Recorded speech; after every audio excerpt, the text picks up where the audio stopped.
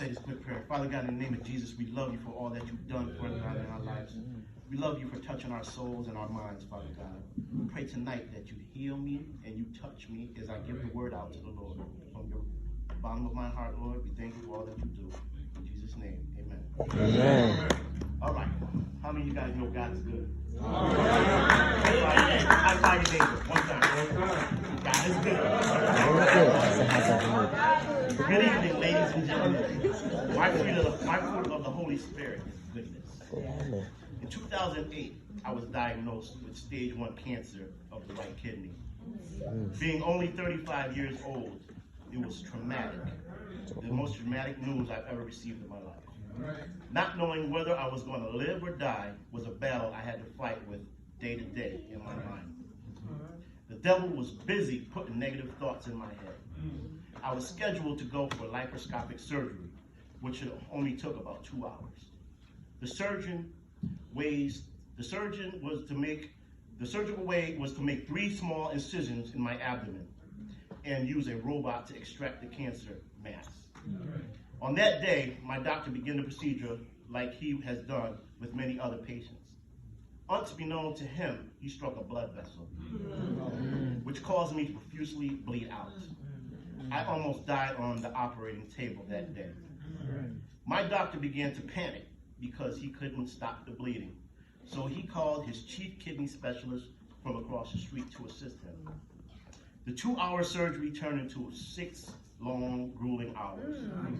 An emergency decision was made, and eventually they had to make an 8-inch incision and clamp the vessel to stop the bleeding. God spared me and saved me through these surgeons that day. I was considered cancer-free. Fast forward 8 years later to 2016. I go in for my yearly checkup and receive bad news once again. The cancer has now returned to my left kidney. I said to myself, here we go again. Look how God worked this situation out. I was scheduled for a biopsy where they would scrape a piece of the cancer mass off my kidney for testing to determine how big and what stage the cancer was. Well, after the biopsy, the pathologist and my kidney doctor were baffled. Somehow during the biopsy, when they scraped the cancer mass, it burst and shrunk in size. But God, the growth was so small they could barely see it, and it was too small to operate on. So for 3 years, they were monitoring it. And on November 9th, 2019, after going over my MRI results with my doctor, finally said, your cancer is gone.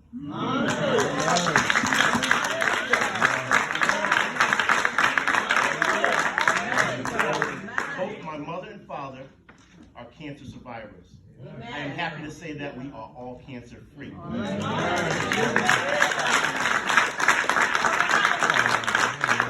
Goodness and mercy shall follow my family all the days of our lives.